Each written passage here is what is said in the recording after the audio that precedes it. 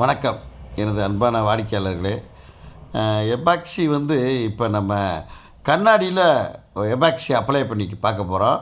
ஏற்கனவே பண்ணி பார்த்தாச்சு. நம்ம உங்களுக்காகத்தான் அதை செஞ்சு காமிக்கிறதுக்கு நான் பண்ணுறேன். கண்ணாடியில் இப்போ நம்ம எபாக்சி அப்ளை பண்ணியிருக்கோம். ஒரு நாள் காயணும். காய்ச்ச உடனே நாளைக்கு எடுத்துகிட்டு நான் அடுத்த எப்படி இருக்குன்றத சொல்கிறேன். தொட்டியில் மேலே கூலன் ட்ரெஸ் போட்டிருக்காங்க, ஆனால் லீக் ஆகுது ட்ரெஸ்ஸில் மொட்டை மாடியில் அப்படின்னு சொல்கிறாங்க. அதில் டைல்ஸ் எப்படி நிற்கும் அப்படின்னு அவங்களுடைய கேள்வி இருக்குது, கஸ்டமருடைய கேள்வி, நியாயமான கேள்வி.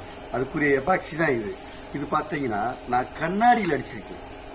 கண்ணாடியில் ஒரு எபாக்சி பெயிண்ட் அடிச்சிருக்கேன். இது டைல்ஸில் அப்ளை பண்ணலாம். மொட்டை மாடி கூலன் டைல்ஸ்லேயும் அப்ளை பண்ணலாம், லெட்டின் பாத்ரூம் டைல்ஸில் அப்ளை பண்ணலாம். கரையாக இருக்குது எனக்கு மாற்றி விடுங்கன்னா அப்ளை பண்ணி விட்டுறலாம். அதே மாதிரி வாட்டர் டேங்கில் டைல்ஸ் ஒட்டியிருக்காங்கன்னா அதுவும் அப்ளை பண்ணலாம். இது மாதிரி உங்களுக்கும் வாட்டர் ப்ரூஃபிங் பண்ணணுமா? மேலே நம்பர் கொடுத்துருக்கேன், கால் பண்ணுங்கள். தேங்க்யூ.